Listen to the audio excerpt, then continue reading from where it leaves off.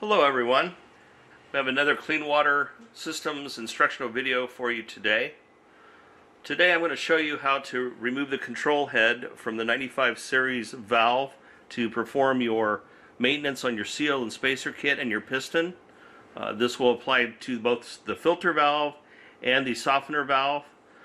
The way I'm going to show you to do this today will mean you will not have to remove your valve from the cylinder or disconnect any of your plumbing. So the first thing you're going to want to do is go ahead and shut your inlet water off and vent the pressure off of the system.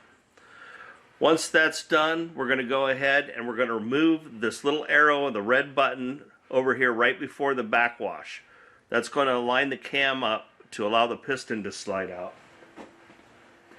You should have received a plastic Allen wrench with your system. What we'll do is go ahead and depress this red button here, and we'll just go ahead and advance that around to right there before the backwash. And you can kind of feel it. It'll be just a little space like that. Okay, once that's done, we'll go to the next step. Okay, now we're at the valve. We're looking, if you're facing the valve on the right hand side of the valve, this is your injector assembly here. There's a piston that runs out of this into the control head. There's a little black clip here. What you're going to do is just depress that little clip and that'll pop right out. You can see there's a little pin in here. You can leave that pin for now. The top of it, the head's a little larger so it won't fall out. We'll go ahead and remove that and replace that back in once we have this removed. Okay, so we've got our injector rod removed, the clip here. This is lined up for our piston. Now we're going to go ahead and remove these two red clips. You may need to grab them with pliers because there's a little pressure against this.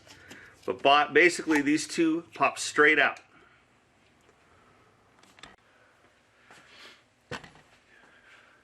Okay, you should now be able to pull the unit straight out.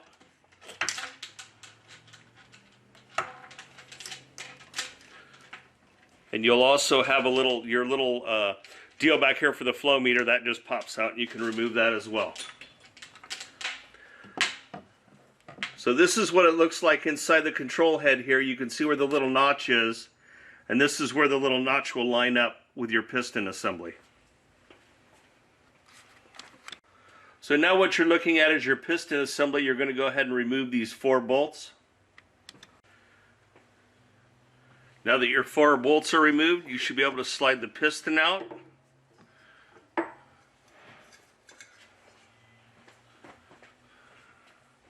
And you're going to want to inspect the piston, make sure there's no deep gouges or marks on any of these seating surfaces here. And you're going to want to clean that up real well. If there are deep scratches, you want to replace the piston. And here you can see the seal and spacers. So you're just going to want to pull those out. There's a seal. And that's what a spacer looks like. This one came apart, but they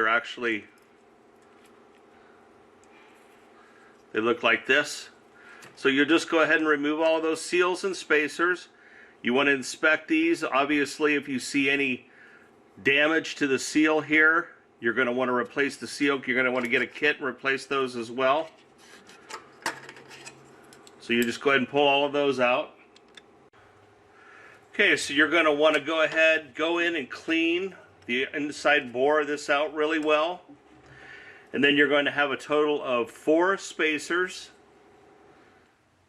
and 5 seals. So you're going to put a seal in, a spacer in, then a seal, spacer, seal, spacer, seal, spacer, and then the final 5th seal.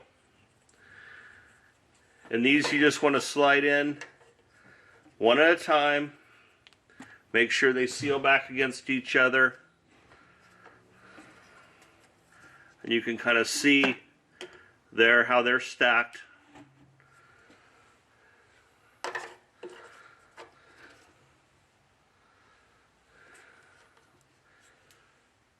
And if you do everything correctly, you'll end up with 1 seal left that'll go in last. You want to make sure you lube those seals really well. And you're going to have about that kind of distance right here, about 3/4 of an inch from the last seal to the edge. Okay, now we're going to go ahead, put our new piston in, and reinstall the 4 bolts. Okay, I've tightened my 4 screws. Again, you want to use a cross pattern on these and snug them all up evenly. You want to then align your pistons so the little barrel here is sticking off to this side here. Again, your little pin is in here with a large head up for your brine valve. And now we'll go ahead and reinstall the head. Okay, so you want to make sure you can manually push this piston in and out. Have a little effort to it. Go ahead and make sure the piston's pulled all the way out, as far out as you can. Have the lug facing this direction, and now you'll be able to place the control valve, the control head back onto the control valve.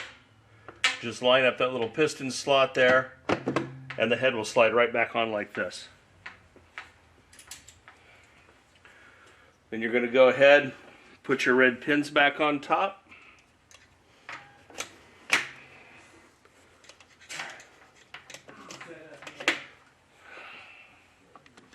Okay, now we're going to put the clip back on for your brine valve here. So the clip has a wide slot and a narrow slot. As you can see, this is a wider slot and a narrow slot. And the pin will just go into this groove here. So this guy will just snap in. Okay, just like that. Okay, now we're going to go ahead and grab our Allen wrench, and we're going to go ahead and spin this back around where the valve is pointed to service.